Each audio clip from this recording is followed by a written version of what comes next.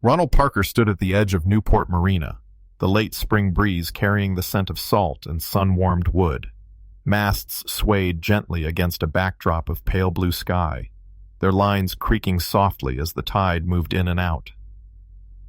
The Serenity rested at her berth, 42 feet of polished fiberglass and teak, her brass fittings catching the afternoon light like scattered coins.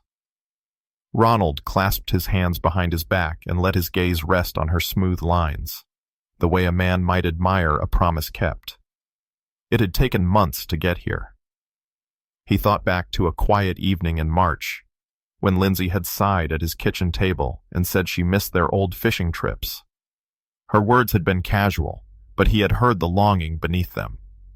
In that moment, he began to picture this day, the surprise that might bring them closer again. A familiar voice called from the boardwalk. He turned to see Lindsay approaching, her long coat fluttering slightly in the breeze, a designer handbag tucked neatly under her arm. Beside her, Derek wore a crisp button-down and dark sunglasses, moving with the kind of confidence that scanned every scene for its social hierarchy. William and Sarah followed at a polite distance, their expressions curious but warm. "Dad!" Lindsay smiled as she reached him, though it didn't quite reach her eyes. "This is impressive." She glanced toward the Serenity, almost as if she were calculating what it must cost to rent her. Ronald opened his arms, offering a brief hug before stepping back to greet William and Sarah. Derek hung back, his gaze sweeping along the yacht's length. "Not bad, Ronald," he said, running a manicured hand along the leather seating beneath the canopy once they stepped aboard. "How much is this weekend rental setting you back?" Ronald's lips curved faintly. "Enough to make it special," he said, his tone even. They toured the deck, the polished chrome reflecting small flashes of the sun. Ronald pointed out the navigation console, the neatly stowed life vests, the shaded dining area where lunch would later be served. Derek lingered by the controls, shaking his head slightly in mock amazement. "You know, most people on Social Security don't go in for things like this," he remarked, the words carrying that familiar, faintly amused tone. Sarah cast her son a quick warning glance, but said nothing. William asked a few polite questions about the boat, while Lindsay remained quiet, fiddling with her purse strap as though she weren't sure whether to be impressed or concerned. Ronald's mind stayed calm, anchored to his plan. Every comment, every sideways look, was another knot in the rope he'd been coiling for months. He had invited them here for a reason, and that reason was not going to be spoiled by Derek's small provocations. He gestured toward the companionway. "Shall we see the main cabin?" Inside, the air smelled faintly of lemon polish and sea breeze. Sunlight filtered in through the broad windows, illuminating the gleam of mahogany and the curve of leather benches. It was exactly as he'd imagined for this first impression, a place where family could sit together, talk, and perhaps begin again. "Not bad for a rental," Derek said again, his voice casual, but his eyes sharp. Ronald kept his expression neutral, letting the words pass without catching. There would be a time to answer them, and that time would come soon enough. Cliffhanger. He led the way deeper into the yacht, the hum of the harbor fading behind them, hiding the quiet satisfaction of knowing Derek was about to underestimate him in every possible way. By the time they reached the main cabin, Derek's casual remarks had started to sting like paper cuts Ronald had endured too many times before. Sunlight poured through the wide windows and settled over the mahogany table like a warm cloth. Ronald moved with careful purpose, setting out bone china plates and neatly folded napkins, a small grace he had learned from Margaret when they hosted neighbors back in the old house. He placed the grilled salmon on a platter, steam curling gently, the roasted vegetables bright with olive oil and lemon. A chilled white wine waited in a bucket, glass catching the light. William and Sarah took in the room with open appreciation. William ran a hand along the back of a leather bench and nodded. "Impeccable workmanship," he said, not to flatter anyone, but because it was true. Sarah smiled and touched the rim of a crystal glass the way some people greet a familiar melody. Derek remained standing, hands in his pockets, gaze roaming like a critic who had already written his review. "Well, this is cozy for a rental," he said, letting the last word land with a soft thud. Lindsay slid into her seat beside him, smoothing her skirt, her smile polite and small. Ronald noticed how she avoided meeting his eyes for more than a second at a time, and he felt a small ache that had nothing to do with age. He poured wine for the table, then water for Lindsay when she raised 2 fingers in a quiet request. He served the salmon last, taking the seat at the head of the table as a host without ceremony. For a few moments, the gentle clink of utensils and the hush of the harbor created a pocket of calm. Ronald hoped it might hold. Derek set his fork down and leaned back. "So, Ronald, I have to ask, is this a one-off treat, or are we doing the new yachting lifestyle now?" His tone was not curious. It was the nudge of a finger against a bruise. "I thought it would be nice for us to spend some time together," Ronald said. He kept his voice warm, not defensive. He reached for the bread basket and passed it to Sarah, who gave him a grateful smile. Lindsay cleared her throat. "It is beautiful, Dad," she said, and the word Dad brought a quiet lift to Ronald's chest. Then she added, softer, "I just hope you did not dip too deep into, you know." Derek chuckled. "Retirement splurges add up, sweetheart." He looked back at Ronald. "We all make choices, but sometimes those choices need a second pair of eyes."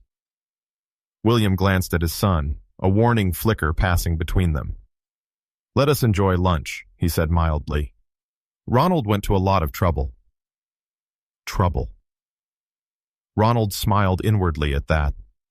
He thought of the winter day when he and Margaret had painted the old living room a color she said felt like warm wheat.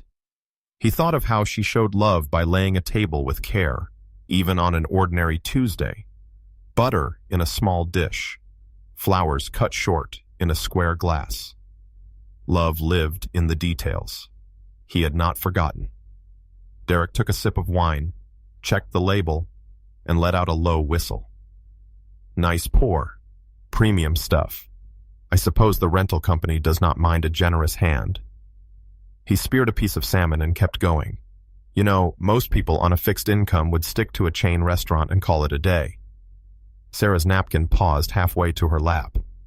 William's jaw moved, as if chewing something far more stubborn than fish. Lindsay stared at her plate. She did not defend her father. The ache behind Ronald's ribs spread a little, but he did not let it show. "This is very good, Ronald," Sarah said, and her gratitude was not a shield, but a truth. He nodded and thanked her, and for a beat the room softened again. Derek pushed his chair back slightly. "Here is the thing," he said, voice easy as a sales call. "We are all family, and family looks out for each other.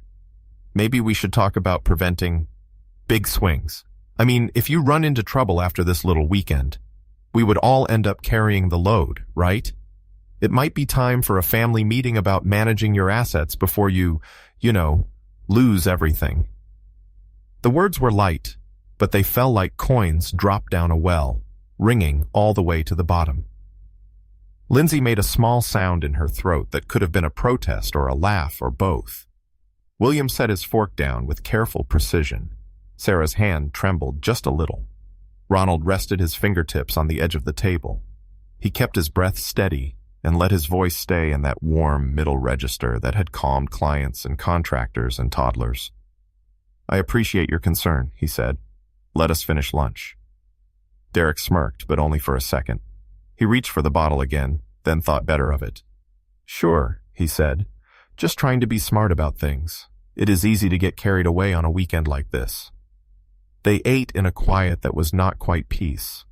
Outside, a gull cried and the lines tapped a gentle rhythm against a mast. Ronald cut a small bite of salmon and found that he had lost his appetite, but he put the piece in his mouth anyway and chewed slowly. He looked at Lindsay and remembered the 7-year-old who had stood beside him on a pier and gasped when a striped bass flashed silver near the surface. He had promised her then that the water would always be a place they could return to.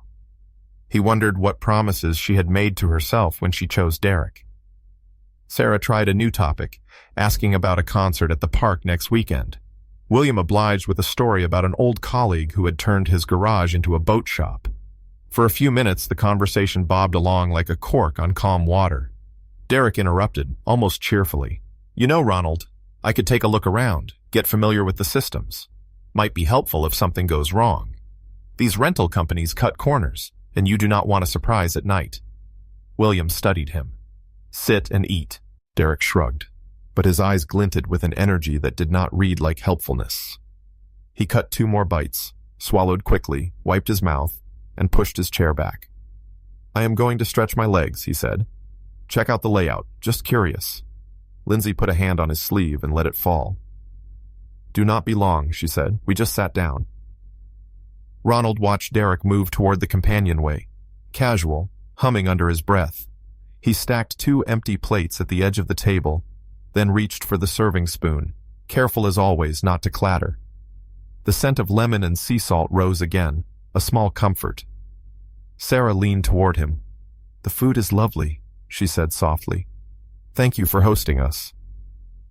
Thank you for being here, Ronald answered. He meant it. He lifted his glass and found the shoreline in its pale reflection, a strip of weathered boards and white railings. He thought of Margaret's hand on his forearm at a summer wedding, the slight pressure that meant steady, that meant breathe. In his mind, she still stood beside him, sensible and kind, pointing him toward what mattered. From somewhere below came a faint noise, just a tap or scrape, so quiet Ronald might have imagined it. He glanced toward the stairs. William noticed and raised an eyebrow. Ronald shook his head. Probably nothing, he said, and smiled. Lindsay dabbed her lip with a napkin. Dad, this is a lot, she said. It is beautiful, but it is a lot. I know, he said, and his voice was gentle. Let us just enjoy today. Derek laughed from out of sight, a small private sound that carried anyway. It was the sound of someone amused at a joke only he understood.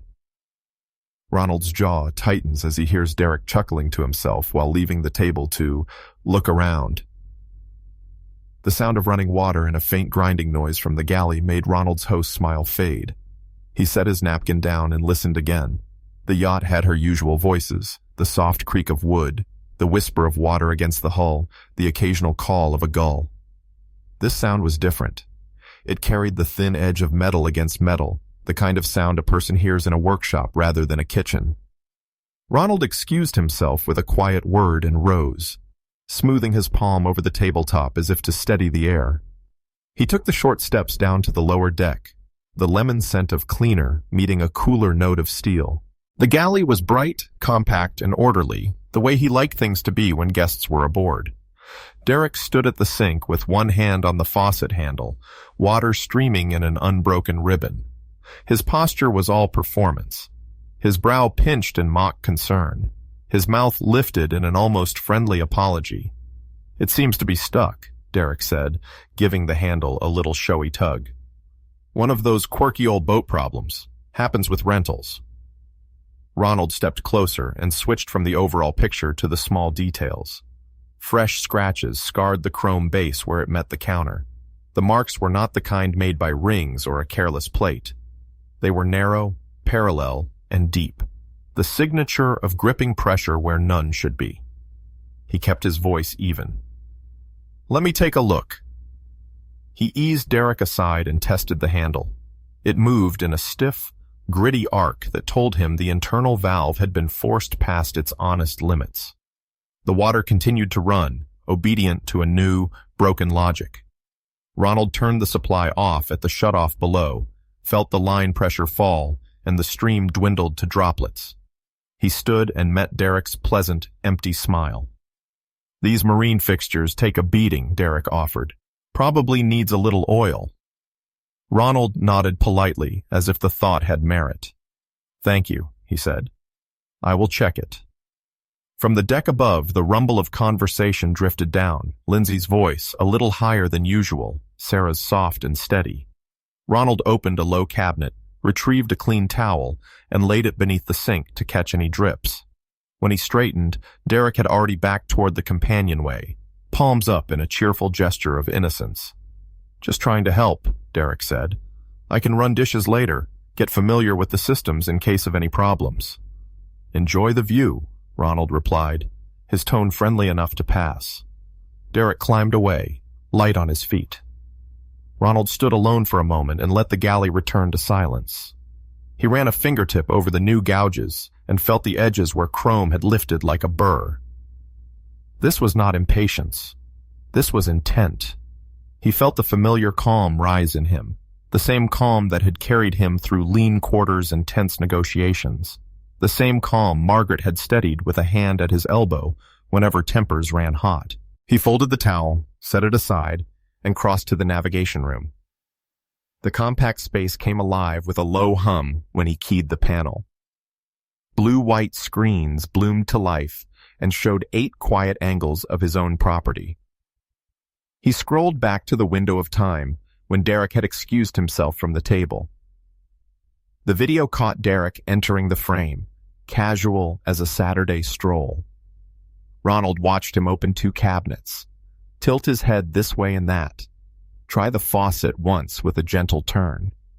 Water on, water off, working perfectly. Derek glanced toward the door. Then he set his jaw and gripped the handle with both hands.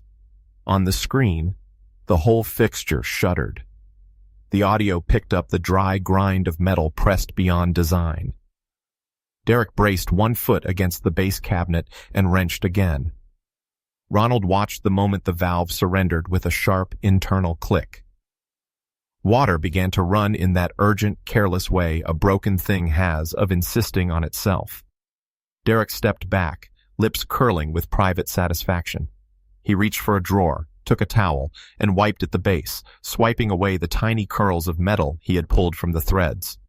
Ronald exhaled through his nose, slow and steady. He copied the footage to a portable drive and felt the small rectangle settle into his palm, heavier than its ounces. Evidence. Not a story, not a hunch, but a truth that would hold its shape in daylight. He slid the drive into his pocket and let the flap settle back into place. He powered down the monitors and returned to the galley. He had repaired worse with less. He knelt on the mat and set to work with quiet competence, turning bolts by quarter turns, feeling for give and bite, replacing a gasket that had been scarred, threading a new cartridge where the old one had been mangled. His body remembered this kind of work the way a hand remembers a friend. The faucet came apart cleanly in his hands, revealing what the camera had already shown. Threads were twisted where they should have been smooth. Edges were chewed by a tool that had no place there. He felt no thrill in the confirmation, only a clear line drawn from cause to consequence. Voices drifted from above again, William's low and steady, Lindsay's thin with concern, Sarah filling the spaces with gentle questions about the harbor and the weather. Ronald finished the reassembly and opened the shutoff. He tested the handle. Water rose and fell with smooth obedience, the fixture now stronger at its heart than it had been in the morning. He wiped the base dry and folded the towel with the same care he had used to fold his wedding vows into a pocket when the chaplain had finished reading. He stood and glanced around the galley. Nothing out of place, but time. On the counter, the light shifted as a thin cloud moved across the sun. He lifted his shoulders and let them fall, as if releasing a weight he refused to carry into the next moment. Derek's steps tapped on the deck above, paused, then resumed. The rhythm of a man who had done something he believed no one would ever trace back to him. Ronald pictured the exact tilt of Derek's grin when he returned to the table, the false concern that would pour from his mouth like sweet syrup over a bitter cake. He thought of the people he had met over the years who mistook gentleness for weakness, who believed a quiet man would never gather the facts, would never wait, would never choose his moment with care. He checked the galley once more and headed for the navigation room, closing the panel that hid the security controls. On the way back up the steps, he paused at the brass compass mounted near the entry. It caught a ribbon of light and pointed with calm certainty at its little truth, regardless of who believed it. He touched the housing with 2 fingers, as if to take the compass's measure and borrow a bit of its steadiness. At the top of the stairs, the main cabin glowed with late afternoon. William and Sarah were seated, speaking quietly, the kind of conversation that does not need to be heard to be understood as kind. Lindsay watched the companionway with a crease between her brows. Derek had reclaimed his chair and wore the open face of a man who had found his balance again. "There you are," Derek said, bright as chrome. "Everything good down there? Old fittings can be tricky." Ronald returned his napkin to his lap and took a small sip of water. He allowed the quiet to breathe. "All taken care of," he said. Derek nodded as if that had been his plan too. "Great. If you want an extra set of hands later, I can help clean up. Might be good for me to learn my way around the galley." Sarah offered Ronald a smile. "Shall I pour you some wine?" she asked, seeking to knit the moment back together. "In a minute," he said gently. He could feel the portable drive against his thigh, the proof of what had happened, the end of speculation. The weight of it did not burn. It cooled. He glanced at Lindsay. She had her mother's eyes when they were troubled, a distant shore in them. He wished, for a breath, that he had managed to shield her from what she was about to see in her own house of marriage. Then he let the wish go. Truth was a stern but faithful teacher, and she had always learned well when she chose to listen. Derek carved a neat square from his salmon and lifted it, as casual as a second chance. "So," he said, "no more surprises, I hope?" Ronald held his gaze for a moment, steady and mild. He could feel the old reflex to smooth things over, to shift the subject, to keep the peace at the cost of the truth. He did not answer Derek's tease. He did not need to. Back on deck, Ronald joins the family, the evidence heavy in his pocket, waiting for the right moment to strike. Ronald placed the tablet in the center of the mahogany table and let the late afternoon light settle over the screen. He did not raise his voice. He did not need to. The stillness in the main cabin gave his words room to land. Derek watched him with a narrow smile that did not touch his eyes, the smile of a man who believes he can talk his way past any obstacle. Lindsay folded her hands in her lap and stared at the linen napkin as if it might give her a way out. William drew a slow breath and sat a little straighter. Sarah pressed her fingertips together, kind and worried all at once. Ronald asked a simple question. "Why did you break the faucet?" Derek laughed as if the question were a joke. He spread his hands. He said he had done nothing. He said old rental gear fails under light use. He said the problem had already been there. His words came easy, smooth, practiced, like a sales pitch delivered too many times to count. Lindsay tried to bridge the gap, saying they should focus on solutions. Ronald nodded to her, and then he turned the tablet so everyone could see. The camera feed filled the glass with crisp lines and honest sound. Ronald tapped to the right moment and let the truth do the talking that words could not. The room became quiet enough to hear the faint creak of the mooring lines. There was Derek on the screen, strolling into the galley with casual confidence. He tested the faucet once. Water on, water off. Smooth. He glanced at the doorway. Then he set his feet, gripped the handle with both hands, and forced it past its range. The speakers carried the dry grind of metal on metal, the kind of sound that makes a careful person wince. Derek braced his shoe against the base of the cabinet and wrenched again until the inner parts yielded. Water streamed without control. He stepped back and smiled to himself, a private little curve of the mouth. He opened a drawer, took a towel, and wiped the base where tool marks would have given him away. Sarah put her hand to her chest. William's face changed in a slow, heavy way, like a tide turning. Lindsay whispered that she did not understand, and yet the understanding was already in her eyes. Derek tried to speak over the video. He said the equipment must have been defective. He said he had tried to help, and it got worse. He said the camera must not show the angle correctly. Ronald paused the footage on the frame where Derek's knuckles were white on the handle and the veins in his wrist stood out. He said nothing for a beat. The picture said enough. William spoke first, his voice steady but edged with a father's deep disappointment. "We just watched you do it. There is no accident here." Derek shot a look at his father and then turned back to Ronald with a new pitch in his tone, softer now, made to sound reasonable. He talked about stress. He talked about protecting the family. He talked about how anyone can make a mistake. He tried to float on words the way some men try to float on charm, but the room would not carry him. Lindsay looked from the screen to Derek and then to Ronald. She said that she was sorry for the trouble. She said she did not want to fight. Ronald told her very gently that this was not a fight. It was a moment of clarity. He tapped the tablet again and played the short sequence once more, not to humiliate, but to remove every last inch of doubt. When he stopped the video the second time, even the harbor seemed to hush. Derek shifted in his chair and reached for the language of fairness. He said it was a rental. He said the owner would write off the repair. He said they should all move on. William closed his eyes for a long second and then opened them with the tired knowledge of a man who has seen where easy roads lead. Sarah spoke quietly to Ronald, saying how sorry she felt that this had happened under his roof, which was her way of naming his authority without raising the temperature in the room. Ronald rested his palm on the table, feeling the faint warmth the sun had left in the wood. He remembered Margaret setting a teacup at just the right spot so that a guest could reach it without effort. He remembered the way she used calm to gather people back to themselves. He let that memory steady his breath. He turned to Derek again and asked one more time, without anger, "Why did you break the faucet?" Derek's voice rose a notch. He said he had not. Then, cornered by the frozen image of his own hands and the unmistakable sound of forced metal, he blurted that he had wanted to make a point, that Ronald was playing at a life he could not afford, that somebody had to bring him down to earth.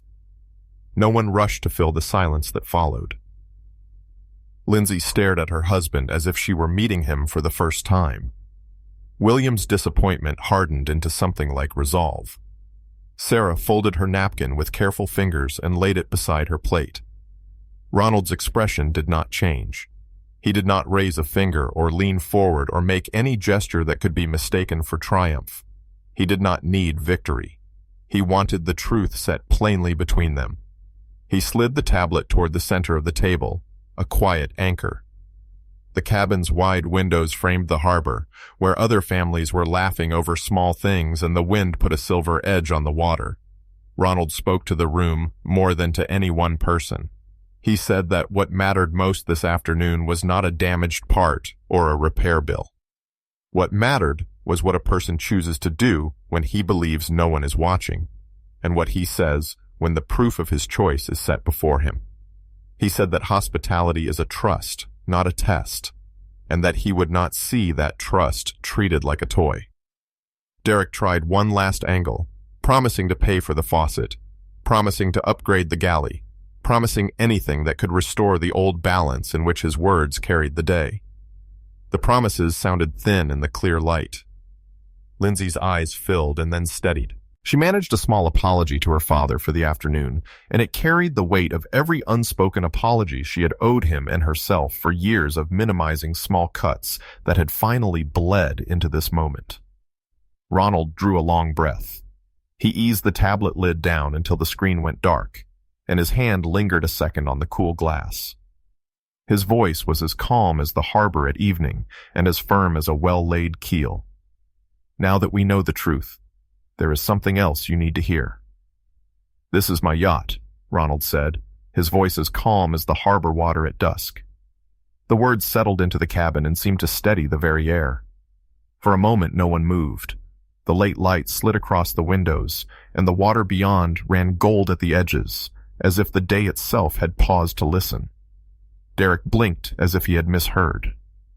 His mouth opened, then closed, the reflex of a man searching for a script that no longer fit the scene.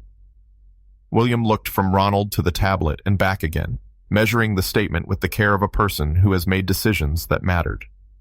Sarah pressed her palm flat on the tablecloth as if to quiet the tremor in her fingers. Lindsay drew a small breath that sounded almost like a question. Ronald did not repeat himself. He did not need to. He named the boat, explained when he had purchased her, and said he had done so outright. He spoke plainly of the registration filed with the Coast Guard, of the insurance in his name, of the dock fees that ran like clockwork each month. No boasting, no heat, only clear lines on paper and the kind of quiet that comes from work well done. Derek shook his head, the first words catching on the way out. He said that it could not be right, that it did not make sense, that a man who dressed like Ronald, did and drove what he drove, could not stand as owner in a world where appearances set the rules. Ronald let the confusion pass through the cabin like a breeze that would not last. He told them why he had kept his plan hidden, that he had hoped to let them enjoy a simple weekend together, to feel the boat as a place for family before the truth of her cost crowded the air. Lindsay's eyes filled. Her hands were still folded, but her posture tipped forward, pulled by the weight of a love that had lost its way and a daughter's memory of better seasons. Ronald turned to her with the softness a father saves for his child, even when the child has become an adult, learning late. He told her that the boat had been meant as a gift for her and her husband, a place to rebuild bridges, a way to give back the hours the years had taken. A different silence followed, wider, deeper. Derek stared at Ronald as if a door had been opened and he could not bear the draft. He began to talk fast. He said he had overreacted. He said he had misread the day. He said he would pay for the faucet, for new fixtures, for anything that would put the moment back together. He promised he would do better, that now that he understood the situation, his behavior would change. Ronald did not raise a hand to stop him. He let the promises run to their end. Then he spoke in that steady register that had carried him through real storms. He said the faucet had been repaired already. He said the damage was never the point. He said the point was character, the proof of who a person chooses to be when no one is looking, and who he becomes when the truth comes into the room and sits down at the table. William's shoulders settled as if a decision had been reached inside him, quiet and firm.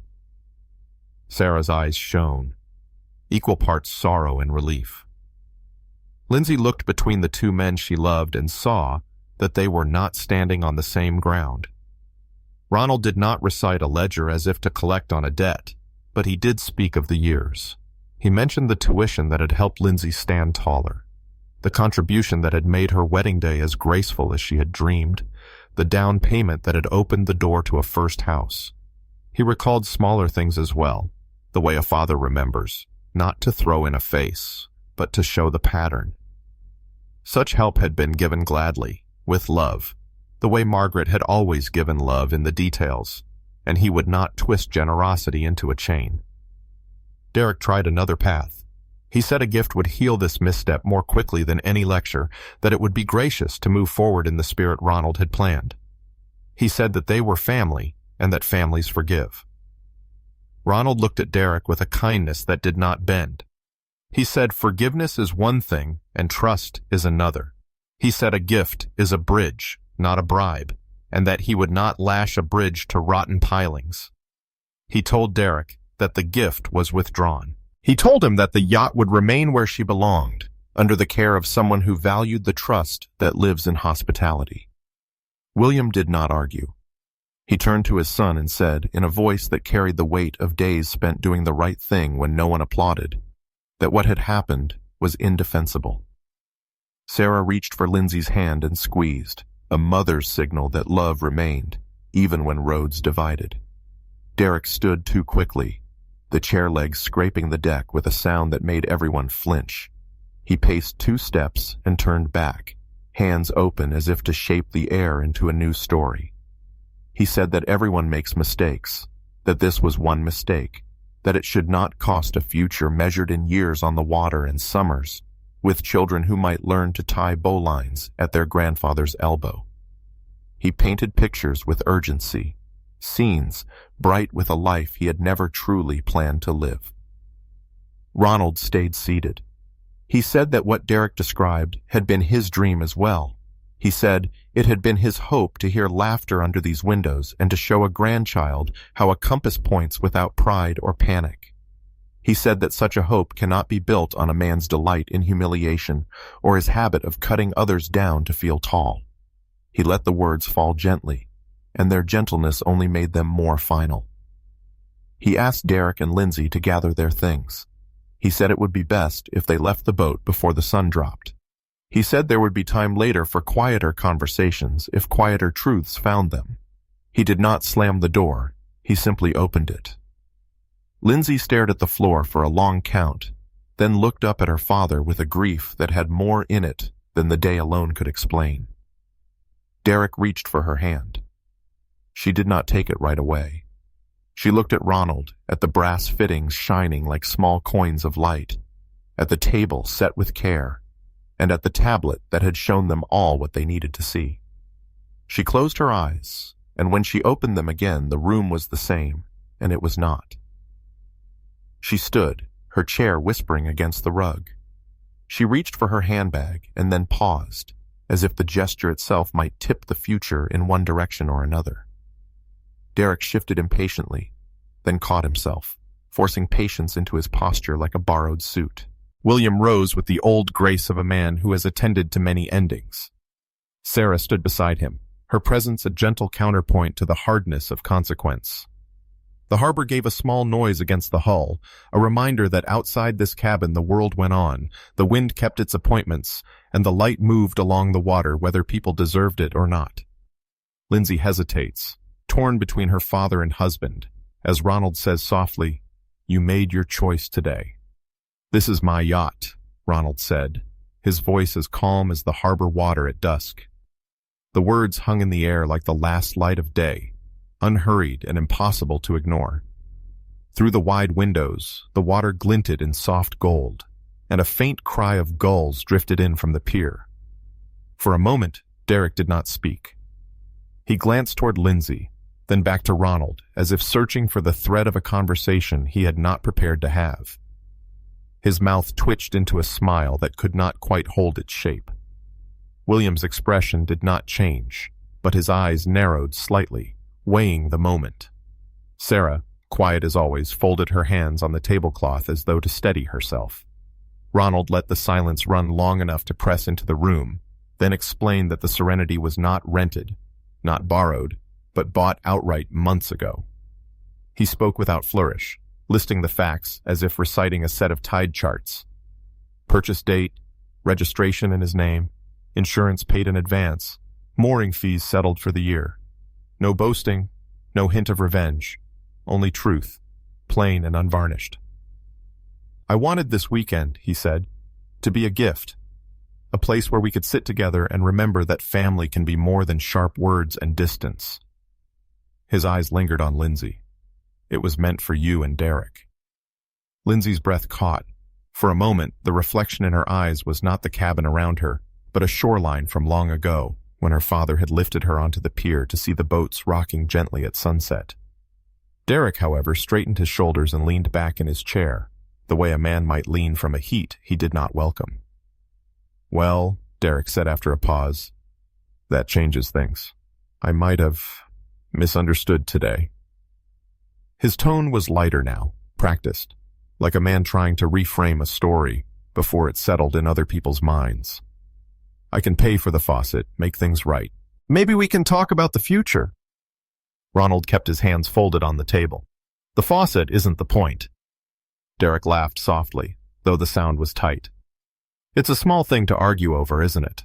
The bigger picture is that you were ready to give us something incredible. And I can admit I got off on the wrong foot. But I'm willing to move forward. I am family after all." William's gaze cut to his son. "Family isn't a shield against consequence," he said. His voice was low, but there was steel in it. Sarah glanced between them, her eyes warm but sad. "This was meant to be a celebration," she murmured, and instead, she didn't finish.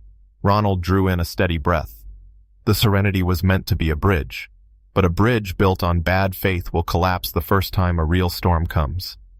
He let his gaze rest on Derek, not unkind, but unmoving. "I can't give this to you." Lindsay's shoulders slumped as if the air had left the room. Derek opened his mouth, but the look on Ronald's face stopped him. Not anger, not triumph, but a certainty that words could not soften. "This yacht stays with me," Ronald said. "It will be cared for by someone who respects what it represents." For a long moment, only the ticking of the brass clock by the window marked the time. Derek looked away first, jaw tight, then reached for his water glass, setting it back down untouched. Ronald pushed his chair back and stood. "It's best if you and Lindsay collect your things now," he said. "The marina is quiet this time of evening. You'll have a peaceful walk to the car."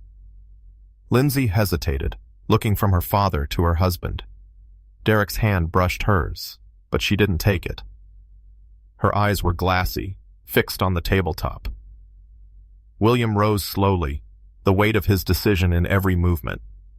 Sarah stood beside him, her presence a small comfort in the cool air that seemed to have crept into the cabin. Ronald stepped aside to give them space. He did not rush them, but his voice, when it came, was gentle and final. "Some choices are made for us," he said.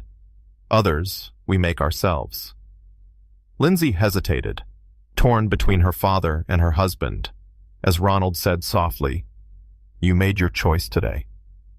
Through the wide cabin window, Ronald watched Derek and Lindsay walk down the dock, their figures small against the golden horizon. The light over Newport Harbor had shifted into the warm colors that arrived before supper, and the water carried those colors in long, gentle strokes. On the dock, a gull stepped sideways and then lifted off with an easy flap, as if it refused to be bothered by human mistakes. Ronald let his breath fall into the same slow rhythm as the tide. He felt tired in a way that was honest, the kind of tired that comes after you have told the truth and stood by it. Behind him, soft footsteps, then the considerate scrape of a chair. William did not speak right away. He stood beside Ronald and looked out through the glass with the patience of a man who had watched many days end and many beginnings arrive disguised as endings. Sarah joined them with 3 clean glasses. She uncorked the chilled white wine and poured with a steady hand, a small kindness that restored something ordinary to a day that had gone far from ordinary. The 3 of them carried their glasses to the upper deck, where the air was cooler and the view widened. They did not toast right away.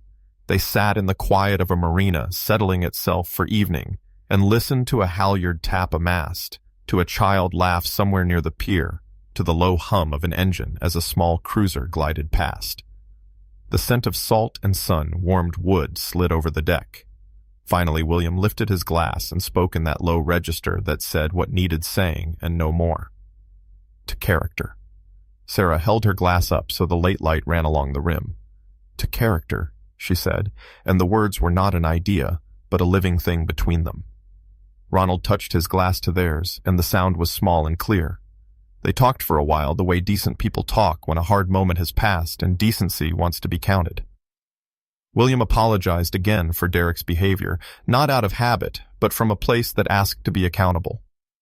Ronald told him there was no need for punishment here, only learning, and that each person carries his own lessons whether he likes it or not.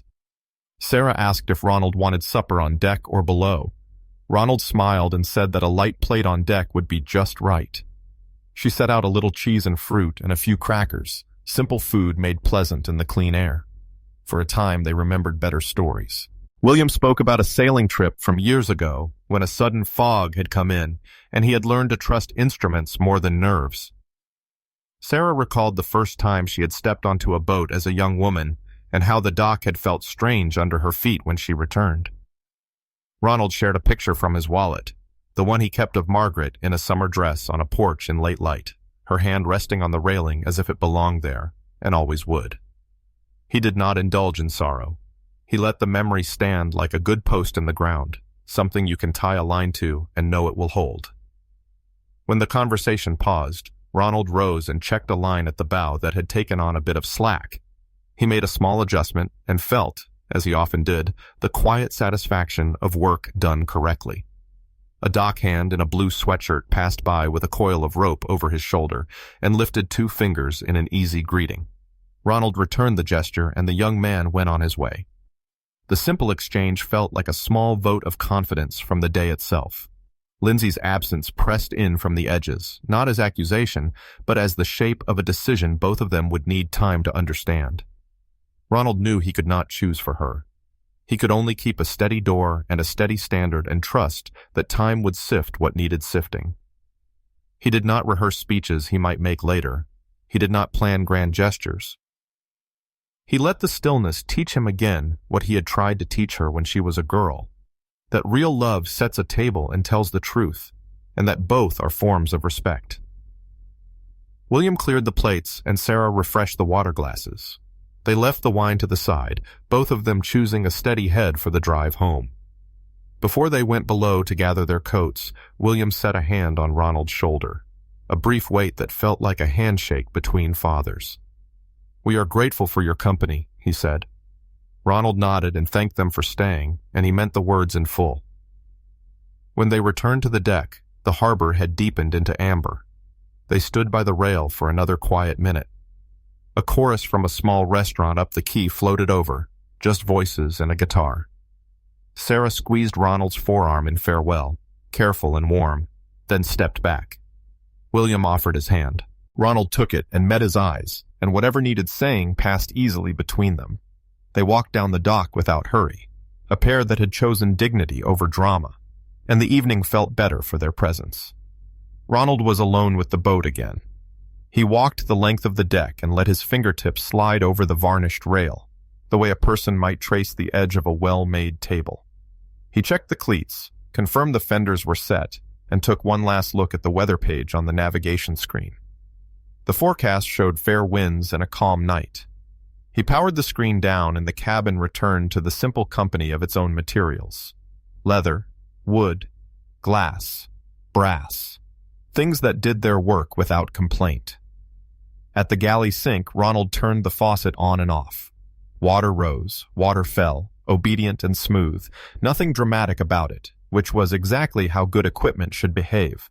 He dried the base with a cloth and returned the cloth to its place.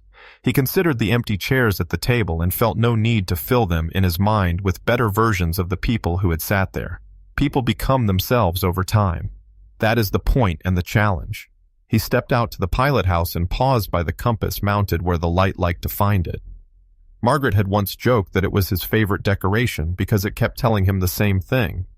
He had answered that this was exactly why he liked it. In a world crowded with performance, here was a voice that did not care who listened. It pointed the same direction in all company and in no company. He smiled at the memory and felt again the steadying hand she had left on his life. A breeze lifted, tasted the deck, and moved on. In the distance, a bell buoy gave one clear note. Ronald leaned on the rail and looked out past the breakwater to the open water where morning would be waiting. He did not think about grand plans. He thought about breakfast and fresh coffee and how the boat would look under the first light. He thought about calling Lindsay in a few days, not to reopen the argument, but to ask how she was and to give the truth another chance to do its quiet work. He set the last glass in the rack to dry and switched off the galley light. The main cabin rested in the soft glow of evening, edges gentle, surfaces calm. Ronald stood in the doorway a moment longer and let the quiet fill him up in the way that only earned peace can. Then he turned toward the companionway, and as he did, the brass housing caught a warm ribbon of sun, answering the day with its clean, dependable shine. The compass glints again, as if confirming Ronald's path forward, steady, self-respecting, and clear. The harbor was quiet now, the kind of quiet that lets a person hear both the world around them and the thoughts within. A faint line of gold still rested on the water, and the Serenity rocked gently, as if agreeing that some endings can be gentle even when they are firm. The day's events had not been loud, but they had been clear. Each choice and each truth settling into place, like well-fitted boards on a deck. Ronald's path had been one of calm strength, his victory measured not in raised voices, but in the stillness that follows when truth has spoken for itself. The lesson, for anyone willing to see it, was simple and enduring. Dignity does not need a stage, and real strength rarely shouts. In standing by his values, in refusing to bend to manipulation or anger, Ronald reclaimed more than a yacht. He reclaimed the quiet authority of self-respect. And in that act, he reminded us that justice can be served without spectacle, and that the surest repairs are made not to faucets or fixtures, but to the way we hold ourselves in the face of disrespect. Like the steady light of a harbor lamp on a foggy night, quiet integrity can guide us through the darkest uncertainty, showing the safe channel when all else is unclear. Perhaps that is why the image lingers. A man on deck at sunset, hands resting on the rail, not triumphant in the noisy sense, but content in the deeper way that comes from knowing he chose rightly. His story is not only about setting the record straight, but about choosing to build something steadier from what was broken. In that way, the Serenity lives up to her name, not as a prize, but as a reflection of the peace that comes from living by one's own compass. So take a moment to sit with this story, to feel its quiet truth. If it has touched something in you, consider letting its warmth travel farther, to someone who might be walking their own dock tonight, wondering if it is worth holding the line. They may just need the light you choose to share.